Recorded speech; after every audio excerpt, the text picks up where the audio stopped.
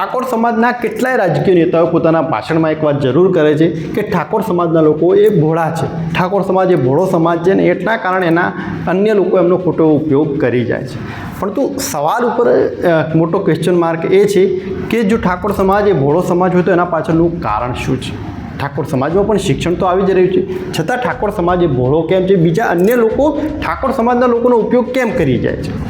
આ જ વાત મારે એક ઘટના સ્વરૂપે તમને સમજાવી છે. તાજેતરમાં એક ઘટના બની છે કે ગાંધીનગરના સુઘડ ગામમાં એક ખેડૂત ભીખાજી જેસંગજી ઠાકોર પોતાની એક 33 કરોડની એક જમીન હતી. સ્વાભાવિક છે કે ગાંધીનગરમાં હોય એટલે એના ભાવ ઊંચા હોય, પરંતુ આ 33 કરોડની જમીન એમાં થોડા ઘણા લોચા હતા, એટલે ક્યાંક પોતાના નામે ન હતી, થોડું ક્યાંક શ્રી સરકારને આ બધું એમાં ચાલી રહ્યું હતું.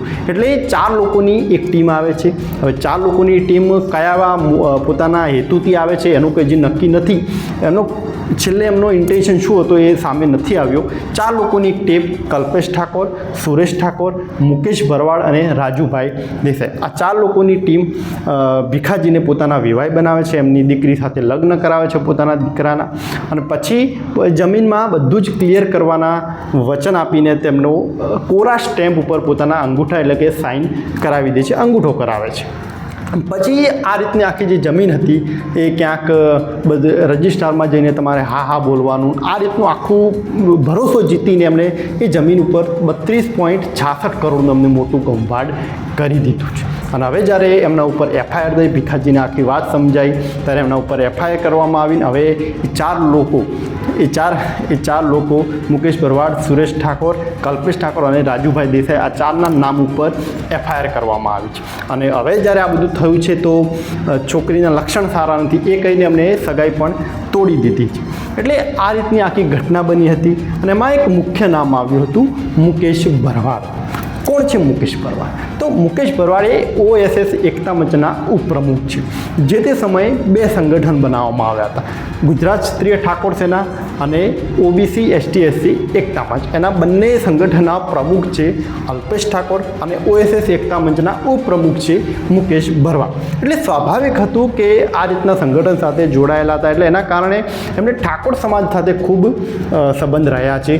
જે તે સમયે ઠાકોર સમાજની જે દરેક એક્ટિવિટી હતી એના કારણે એમના કાર્યકરો, હોદ્દેદારો સાથે એમની મુલાકાત થતી, મિટિંગોમાં જતા, એટલે ક્યાંક મુકેશ ભરવાડના નામ ઉપર એક પ્રસિદ્ધિ અમને મળી હતી. અને એના કારણે આજના સમયે મુકેશ ભરવાડ ઠાકોર સમાજના લોકોનો સાથ લઈને, ગુજરાત ક્ષત્રિય ઠાકોર સેનાની મદદ લઈને અલગ અલગ જગ્યાએ એવા પ્રોગ્રામ કરી રહ્યા છે, ફ્રીમાં શિક્ષણ કીટ આપી રહ્યા છે. એમાં મુખ્ય જે ચહેરો એ ક્યાંક મુકેશ ભરવાડનો છે. એટલે સ્વાભાવિક હતું કે ક્યાંક ઠાકોર સમાજના જે લોકો સાથે એમનો સારો સંબંધ હતો, એના કારણે મુકેશ ભરવાડના આવું જ્યારે નામ આવ્યું એટલે એમના સમર્થનમાં પણ અવાજ બહાર આવવાનો હતો. પણ એ અવાજ જે લોકો ઉપાડી રહ્યા છે એ કશું જ પોતાનું તર્ક વિતર્ક, કશું જ બુદ્ધિનો પ્રયોગ કર્યા સિવાય ડાયરેક્ટ તેના ઉપર સોશિયલ મીડિયામાં એમની સપોર્ટમાં તેઓ આવી ગયા છે. આ બધું જ જ્યારે મુકેશ ભરવાડનું જે ઘટનામાં જે નામ આવ્યું કે આ રીતની 33 કરોડનું કૌભાંડ કર્યું છે, એમાં જ્યારે નામ આવ્યું છે, એફઆઈઆર થઈ છે, તો હવે ન્યાયતંત્ર ઉપર ભરોસો રાખવાની જગ્યાએ એ લોકો ઠાકોર સમાજના કેટલા એવા ઠાકોર સેનાના હોદ્દેદારો આજે મુકેશ ભરવાડને સપોર્ટ કરી રહ્યા છે કે મુકેશ ભરવાડ તો એક સારા વ્યક્તિ છે, એ આવું ન કરી શકે, એમને ખોટી રીતને બદનામ કરવામાં આવી રહી છે. આ રીતનું આખવાલ ચાલી રહ્યું છે સોશિયલ મીડિયામાં. પણ તો સમજવાનું અહીંયા જ કહેવાય ને કે આપણે ઠાકોર સમાજ ભોળો રહી ગયો, કેટલાય લોકો આ વાત કરે છે. પણ ભોળો રહી જાય ને સાહેબ, એનું કારણ જ મુખ્ય આવ્યું છે. કેમ કે જે તે સમયે તમારે સમજવાની જરૂર છે, એ વખતે તમે બુદ્ધિનો પ્રયોગ કરતા નથી. આજે જે પણ લોકો મુકેશ ભરવાડને સપોર્ટ કરી રહ્યા છે એ લોકોને થોડુંક વિચારવાની જરૂર છે કે જો એફઆઈઆરમાં આ 4 નામ આવ્યા છે, આખો હવે કોર્ટ સુધી આ જો મુદ્દો ગયો છે, તો સ્વાભાવિક છે કે થોડું ઘણું તો ક્યાંક ઇન્વોલ્વમેન્ટ જરૂર હશે. એમને એમ તો નામ આવવાના નથી. તો જ્યાં સુધી હવે કોર્ટમાંથી એનો જે સંપૂર્ણ ચુકાદો ન આવે ત્યાં સુધી કશું જ બોલવા જેવું નથી. ખાસ કરીને સપોર્ટમાં તો જરાય બોલવા જેવું નથી, કેમ કે કદાચ એમને કર્યું પણ હશે, એવું શું નક્કી કે નથી કર્યું. એટલે આ બધા ઉપર જ્યાં સુધી પ્રોપર ક્લેરિફિકેશન ના આવે ત્યાં સુધી એ રીતે ખોટો સપોર્ટ કરવાનો કોઈની જરૂર નથી. અને સાથે જ અલ્પેશ ઠાકોરને પણ આના ઉપર આ બહાર આવીને એમને સમાજની આગળ પોતાનું ક્લેરિફિકેશન આપવું જોઈએ, કેમ કે તેઓ પણ OSSના તો પ્રમુખ રહ્યા છે. એટલે એમને પણ બહાર આવીને પોતાનું આખું ક્લેરિફિકેશન આપવાની ખૂબ જ જરૂર છે, જેથી ઠાકોર સમાજના લોકો સુધી યોગ્ય સંદેશ જાય.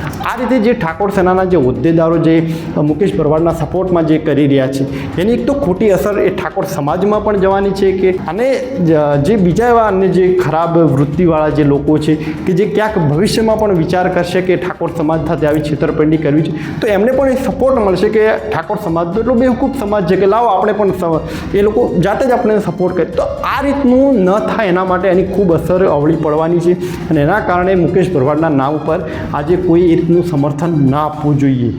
જ્યારે આ બધું જ જ્યારે સોશિયલ મીડિયામાં ચાલી રહ્યું છે અનેક લોકો એના ઉપર કોમેન્ટ કરી રહ્યા છે.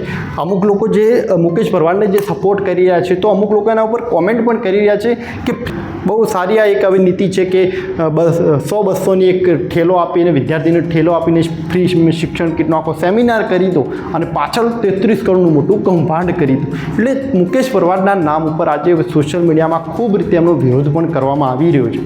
એટલે આ બધો જ આખો જે મુદ્દો છે ભીખાજી દેસંગજી ઠાકોર સાથે જે આખી છેતરપિંડી થઈ છે એનું યોગ્ય નિરાકરણ ના આવે, કોર્ટમાંથી યોગ્ય ચુકાદો ના આવે ત્યાં સુધી મુકેશ ભરવાડના નામ ઉપર ટિપ્પણી કશું જ કરવા જેવી નથી. કેમ કે કદાચ દોષી પણ હોઈ શકે એમ છે અને જો આગળ જતાં તેઓ દોષી સાબિત થશે તો પછી એ જ કાર્યકરો ઉપર પણ સવાલ ઊભો થશે.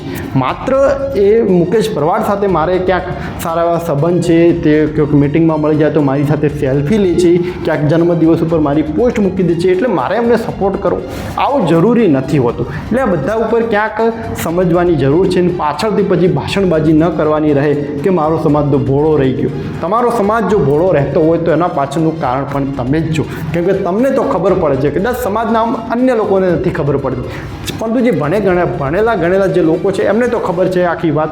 તો એ લોકોને આગળ આવીને જરૂર બોલવું જોઈએ કે જેથી એનું યોગ્ય નિરાકરણ આવી જાય અને સમાજ એ વિકાસ તરફ આગળ વધે.